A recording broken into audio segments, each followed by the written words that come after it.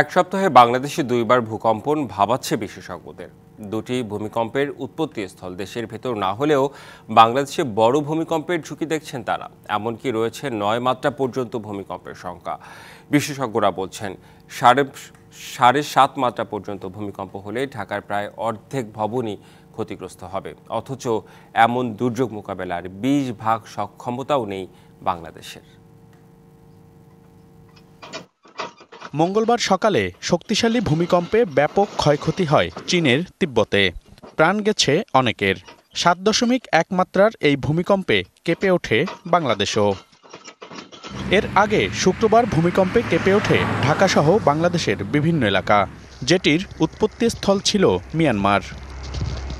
এক সপ্তাহের মধ্যে দুইবার ভূমিকম্প অনুভূত হওয়া বাংলাদেশের জন্য ঝুঁকির, এমনটা জানিয়ে বিশেষজ্ঞরা বলছেন ৩টি টেকটনিক প্লেট তিব্বত, ইন্ডিয়ান ও বার্মিজ প্লেটের সংযোগস্থল বাংলাদেশের ভেতরেই, যা প্রতি বছর একে অপরের দিকে এগুচ্ছে কয়েক সেন্টিমিটার করে।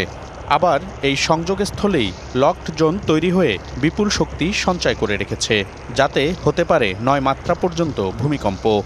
এই যে আটকে থাকা, এটাকে আমরা বলি locked zone.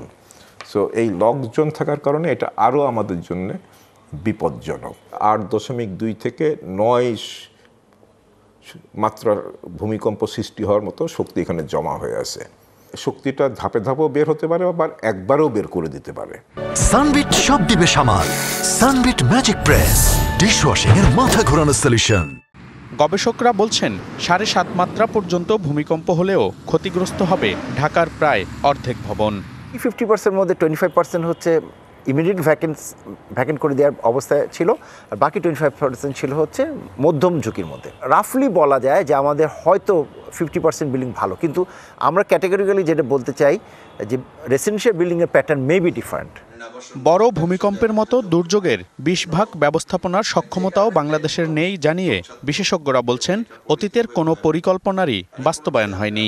Mega city Dhaka শহরের কথা যদি বলেন, আমরা অবশ্যই রেড জোনের মধ্যে আছি। এগুলো ডেব্রি তৈরি হবে, আর ডেব্রি তৈরি হলে এই ডেব্রিকে সরানোর জন্য যে আমাদের যে প্রস্তুতি যেটা দরকার, তার 20% সক্ষমতা আমাদের এখন পর্যন্ত আমরা তৈরি করতে পারিনি। এমন দুর্যোগে ক্ষয়ক্ষতি কমাতে পরিকল্পিত এবং ভূমিকম্প সহনীয় নগরায়নের গুরুত্ব দিয়েছেন বিশেষজ্ঞরা। মনিরুল সোহাগ, ডিবিসি নিউজ, ঢাকা।